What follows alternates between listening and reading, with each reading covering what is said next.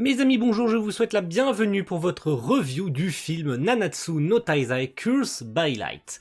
Cette vidéo va se découper en 3 catégories qu'on retrouve majoritairement dans les reviews, que ce soit dans les animés ou les films. Donc ne venez pas me parler de plagiat, de vidéos genre les OMAX par exemple, car ils font ce genre de review parce qu'ils font ces points-là en particulier. Voilà, je préfère éclaircir tout de suite la question, comme ça au moins on est parti pour une vidéo chill, posez-vous. Je vais vous décortiquer un petit peu ce que j'ai pensé de ce film en 3 points.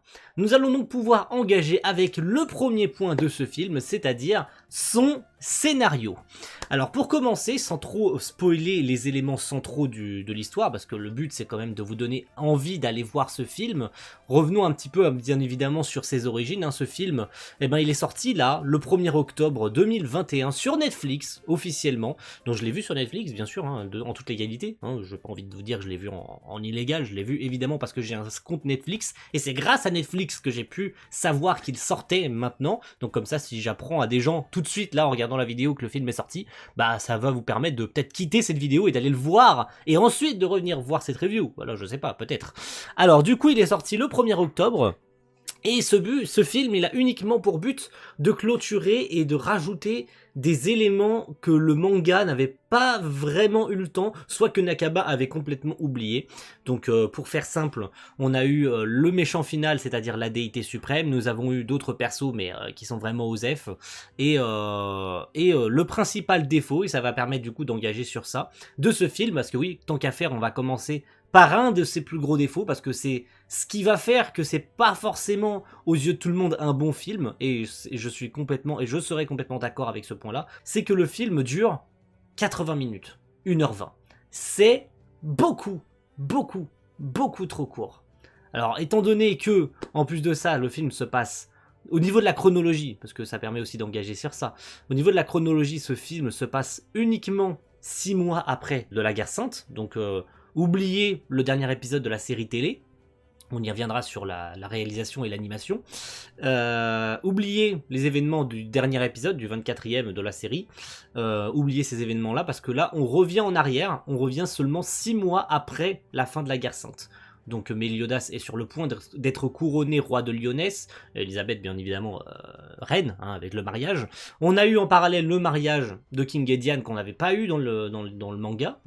Là, ça avait juste été évoqué dans le manga vite fait il me semble, mais ça n'avait pas été montré, et dans ce film on y a le droit, c'est sympathique, on y reviendra un peu plus tard par rapport aux événements du scénario.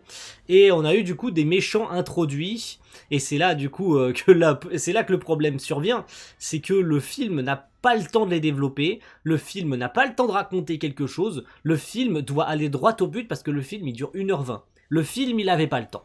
Le film il s'est dit ok, il y a des méchants, ils ont l'air puissants, mais comme on n'a qu'1h20, bah on n'a pas le temps en fait. Donc scénaristiquement c'est oulala, regardez, on est méchant, le scénario il arrive, attention, parce que tu vois le scénario arriver à 10 km, bien évidemment. Voilà, il faut pas être con, t'es dans Nanatsu no Taizai, le scénario, tu le vois arriver à des kilomètres, tu vois une explosion là, pas loin là, c'est que le scénario il arrive. Voilà, tu le sais, t'es pas con, t'as pas d'autre cuit, tu le sais, tu le vois arriver à 10 km. Donc les méchants, tu te dis waouh, les mecs ils attaquent le monde des démons quand même. Le monde des démons qu'on voit pour la toute première fois dans un film, dans un putain de film, alors qu'il a même pas du tout été montré une seule fois dans le manga ni dans l'animé. On l'a vu vite fait avec Derrieri et Monspeed dans un petit flashback à la con qui ne sert à rien, parce que c'était au moment où Derrieri meurt. Voilà, je vous apprends rien, je vous regardez cette review, c'est que vous avez vu l'animé, en toute logique. Si je vous spoil quelque chose, tant pis pour vous, vous avez qu'à regarder la série animée, parce qu'il fait suite ce film à la série animée, donc faut pas être con, évidemment. Donc on l'avait vite fait entrevu, mais dans un flashback à la con, quoi. On voyait 2-3 structures, mais le monde des démons en lui-même, nous ne l'avions jamais vu. Et là, ça a permis du coup de voir à quoi ressemblait ce monde des démons. Et bof quoi, enfin genre c'est une étendue sauvage, j'ai rien quoi. Enfin c'est le monde des démons quoi, tel qu'on est censé l'imaginer. Donc c'était sympa mais sans plus quoi. Niveau background, j'ai envie de le dire, le film il avait pas grand chose à proposer de sympathique, parce que le film se passe dans 3 backgrounds, soit la forêt, soit le monde des démons, soit le château de Lyonesse quoi, c'est tout. Ça s'arrêtera à ça. Le film, comme je l'ai dit, il n'a pas le temps de raconter quelque chose. Donc il n'avait pas le temps de mettre en place quoi que ce soit au niveau du scénario. Étant donné que les 2 seuls personnages efficaces de ce putain de film seront Zeldris et Méliodas quand même. Parce que les autres Taizai, Oubliez-les, les autres Taizai, ils n'existent pas dans ce film.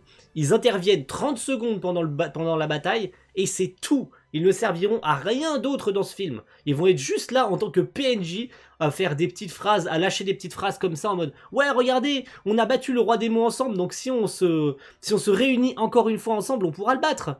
Sauf que t'oublies juste une chose, c'est qu'Escanor il est mort, déjà, premièrement. Et Merlin non plus n'est plus là. Hein. Ah oui, Merlin, du coup, et je fais plein de transitions. Mais je fais plein de transitions, je suis désolé. Merlin qui est juste là en tant que PNJ aussi, hein, mais alors, même pas un PNJ, c'est un caméo, Merlin. Hein. Alors, Merlin qui est censée être quand même l'élément central du film, parce que bah je vous le donne dans le mille, hein, celle qui a invoqué la déité suprême, celle qui a créé tout ce sbeul, déjà qu'elle a créé un sacré sbeul, et j'avais détesté ça dans le manga, parce que cette révélation je la trouvais ultra catchy et ultra cringe, cette révélation, ultra inutile d'ailleurs. C'était elle qui avait causé tout ce tintamarre avec le roi démon, c'est elle qui avait tout prévu depuis 3000 ans de créer ce plan qu'elle avait imaginé depuis des décennies et des milliers d'années. Et elle réitère ça avec le film, parce qu'on apprend dans la scène post-générique que c'est elle qui a réveillé la déité suprême et c'est elle qui l'a envoyé sur Terre. Donc elle avait encore une fois foutu le bordel, parce que madame voulait en finir avec l'ère des dieux pour commencer officiellement l'ère du chaos. Parce que oui, on vous rappelle qu'à la fin de la série animée, bah, Arthur devient le nouveau roi du chaos. Arthur qui pareil fait office de caméo, tu le verras 10 secondes dans le film. Un plan où il pleure et l'autre où il est de dos, c'est tout. Il dit une phrase dans le film et c'est tout. Pareil, Merlin dit 2 phrases et vous les reverrez plus du film. Donc n'essayez pas d'imaginer que vous verrez les Taizai tous ensemble ou que vous verrez une espèce de représentation spectrale de Escanor parce que il voulait faire un espèce de fanservice en réunissant tous les Taizai une seule, enfin pour l'unique et dernière fois de la série, parce que bah, ce film clôture définitivement l'ère des Taizai. N'imaginez pas ça. Escanor n'apparaît pas, il est juste cité une fois parce que bouhou, il est mort. Bah oui, ça se passe 6 mois après. Donc dommage, Escanor n'est plus là. Mais pourtant, il y aurait pu y avoir quelque chose de sympathique à mettre en place là-dessus. C'est qu'il y a Maël dans le film. Et Maël, c'est une déception totale en fait. Ce perso, il est là en mode ouais, regardez, le monde est en paix, tout le monde est tranquille, posez-vous les frères. Et en fait, il se fait attaquer, mais il n'utilise pas son pouvoir. Pourquoi il n'utilise pas son pouvoir? Ça aurait pu quand même faire un gros parallèle, parce que je vous rappelle que c'est grâce à Maël que Scanor avait obtenu son pouvoir, il lui rend, puis après il le redemande, et ainsi de suite. Mais Maël aurait pu jouer un centre bien particulier en prenant la place d'Escanor au sein des Taizai juste pour l'histoire d'un film. Même si ça avait fait office de fanservice, au moins ça aurait permis aux gens de dire waouh. Au moins tu vois, je sais pas, t'aurais mis Maël et t'aurais transposé Escanor par-dessus, ça aurait fait un putain de parallèle magnifique, surtout qu'ils ont le même pouvoir. L'origine du pouvoir d'Escanor, c'est celui de Maël. Donc ça aurait fait un putain de parallèle. Non, Maël se fait éclater par ses propres congénères et il ne servira à rien dans le film. Et voilà.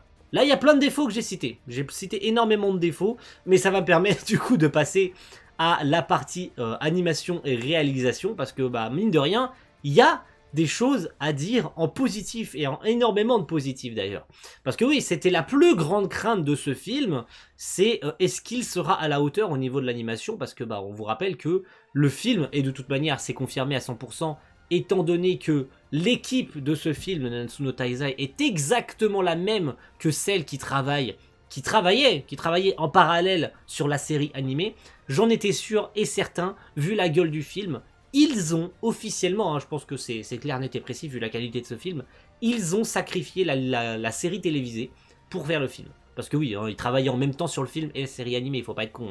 Hein, si c'est la même équipe, le film il sort 1 mois, voire 2 mois après la fin de la série animée, ils travaillaient forcément sur le film en même temps que la série. Hein. Sauf que tu ne peux pas mettre le même staff qui travaille sur la série animée et le même staff sur le film. Hein, les mecs, ils peuvent pas faire 50 000 trucs en même temps et il fallait forcément un endroit où ça foire. Et c'est malheureusement l'animé. J'avais raison en disant, pendant la série animée, je savais qu'en fait, ils avaient sacrifié toute la série animée pour se concentrer un maximum sur le film et mettre le paquet pour le film. Sauf que le souci, c'est que le film, du coup, bah c'est pas bien.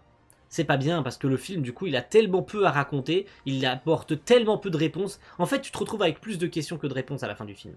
Donc, même si la réalisation et l'animation sauvent la chose, et ça va me permettre d'engager dessus, officiellement, et ben, malgré tout, la réalisation et l'animation, c'est la seule chose qui sauve le film. Parce que c'est la foire au Sakuga dans ce film.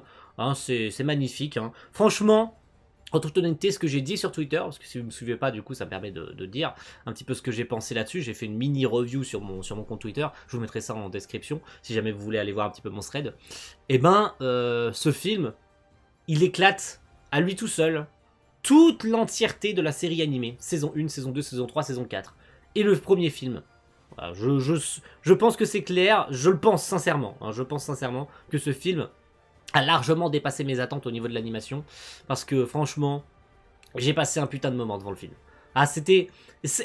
Et pourtant, j'ai envie de vous dire, c'est censé être un défaut, dans le sens où le film, il avait tellement peu à raconter que bah, c'était combat sur combat, sur combat, sur combat, sur combat, mais ça a permis de balancer plein d'animations, en fait. C'est là où les mecs, ils ont pu se déchaîner à fond, c'est que le scénario, on l'oublie, la parlotte, on n'explique rien, il y a juste du combat, et c'est tout.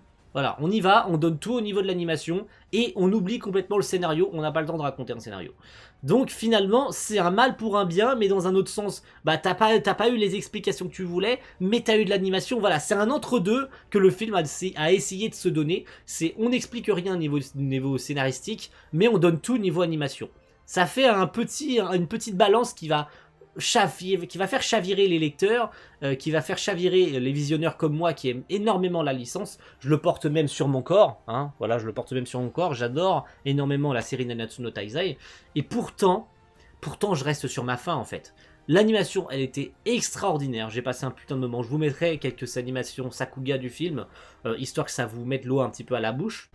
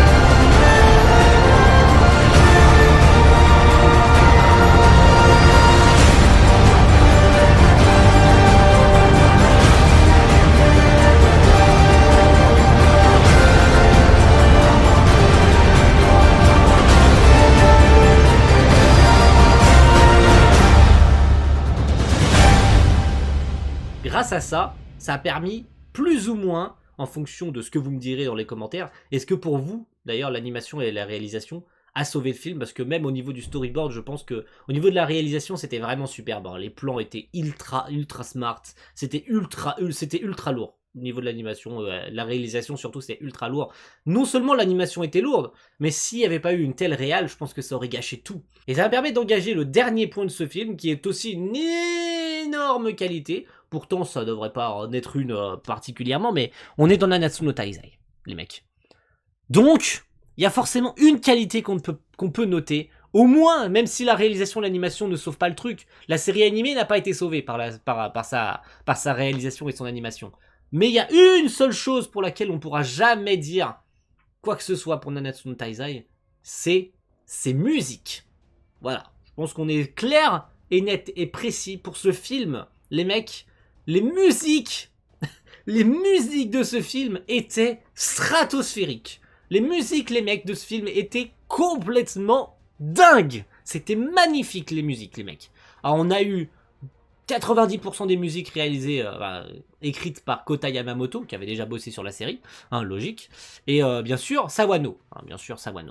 Mais ce qui m'a le plus choqué dans ce film, c'est pendant la scène finale du film. J'essaierai de vous la caler dans la vidéo. Si je peux pas, à cause du droit d'auteur, je vous la mettrai pas. Mais j'essaierai de vous la caler gratuitement. Ça me fera 2 minutes de plus de vidéo. Mais la scène où Meliodas entre en scène et qu'on a un remix de Perfect Time, qui est la musique écrite par Sawano, hein, l'insert song créé par Sawano dans la série, qui apparaît dans l'épisode 1 d'ailleurs de Nanatsu no Taizai. Hein. Vous voyez, hein, je ne veux pas vous la chanter, mais vous la connaissez forcément, Perfect Time. Elle a été remixée par Kota Yamamoto. C'est une masterclass, cette musique. Mais une masterclass. Elle est même au-dessus de celle écrite par Sawano. J'en ai rien à foutre. Cette version du film est tout simplement majestueuse. Elle est magnifique, cette reprise de Perfect Time. Franchement, je pense qu'elle est encore même meilleure que celle de Sawano. J'en ai rien à foutre. Sawano, c'est un grand compositeur. C'est l'un de mes compositeurs favoris. Mais Kota Yamamoto, le mec a fait une masterclass. Il a pris une des meilleures musiques composées par Sawano et il en a fait une meilleure musique que réalisée composée par le compositeur original. C'était magnifique. Voilà. Ça, c'était encore une fois le point positif du film à retenir parce que il y avait la réalisation, l'animation, le scénario, ops, on oublie. Mais réalisation, animation, musique et seiyuu, évidemment, qui ont tout donné sur ce film. Franchement, même s'il y en a 3 qui parlent, les 2 principales qui parlent, bah, c'est Zeldris et Meliodas. Oups! Attention! N'oublions pas qu'ils sont doublés par la même personne, c'est Yuki Kaji qui double les deux. Bah, Yuki Kaji a dû tout donner sur ce film, hein. Il a doublé quand même 2 personnages, les 2 frères, qui doublent lui et tous les deux. Donc franchement, une grosse performance de Yuki Kaji sur ce film. Et bah, pour la prochaine fois, on le retrouvera sur SNK, évidemment. Mais Yuki Kaji a fait un très bon boulot sur ce film Nanatsu. Je noterai aussi la seiyuu de la déité suprême, sur laquelle ils lui ont donné bah, une espèce de voix un peu divine, hein, une voix divine. Et j'avais oublié de parler un peu du point, parce que oui, évidemment, j'ai oublié de parler un petit peu de ce point. Dans la réalisation et l'animation, j'ai oublié de parler de ce point, je suis désolé. Bah, dans la réalisation et l'animation, il y avait évidemment la CGI, j'en ai pas parlé, voilà, ça permet de rajouter une petite parenthèse là-dessus, sur la CGI de ce film. Bah, elle était mauvaise, la CGI de ce film, et je ne comprends pas comment dans un film d'animation tu peux utiliser de la CGI pour un boss final. Je sais pourquoi ils l'ont utilisé cette CGI. Déjà, ils l'ont utilisé pour les fées, je ne comprends pas pourquoi. Les géants étaient tous dessinés en 2D, pourquoi avoir dessiné les fées en 3D? Mon explication, je ne sais pas.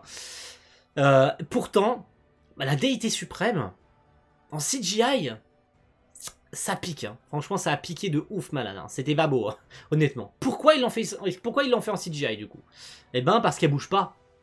Et ouais, la déité suprême, on a l'impression qu'elle a été téléportée là, et on lui a cloué les pieds au sol. Elle ne bougera pas du film. Elle est arrivée ici, elle mourra ici. Elle n'a pas bougé d'un centimètre en fait. Donc le choix de la CGI c'était tout simplement parce que c'était plus rapide à faire que de l'animation 2D. Voilà. On a mis la CGI pour la déité suprême, on a mis les effets également en CGI, parce que c'était plus facile à faire, parce que le personnage ne bouge pas d'un centimètre du film, et parce qu'elle est là pour 15 minutes. Donc on a préféré privilégier la CGI pour un perso qui reste là 15 minutes, et que Meliodas et Zeldris vont éclater en 2 coups. Voilà, c'est tout. Voilà, c'était le petit point, c'était la petite parenthèse CGI. Merci à tous d'avoir regardé cette review. Voilà, je fais pas de conclusion, j'en ai rien à foutre parce que vous avez eu globalement mon avis dans la vidéo. Si jamais vous avez envie de la revoir, revenez au début et puis re-regardez-la à nouveau pour avoir globalement mon avis. Voilà, je vais faire quand même une conclusion quand même. Merci à tous d'avoir regardé cette vidéo, j'espère qu'elle vous aura plu. Mon avis final sur ce film, est-ce qu'il vaut le coup d'être regardé? Oui, parce que c'est un film qui est juste là, même s'il est juste là et qu'il n'a pas de scénario, pour clôturer l'ère des Taizai, l'ère des dieux et ainsi de suite, bah pour amener directement à la suite direct du manga, hein, les 4 cavaliers de l'Apocalypse.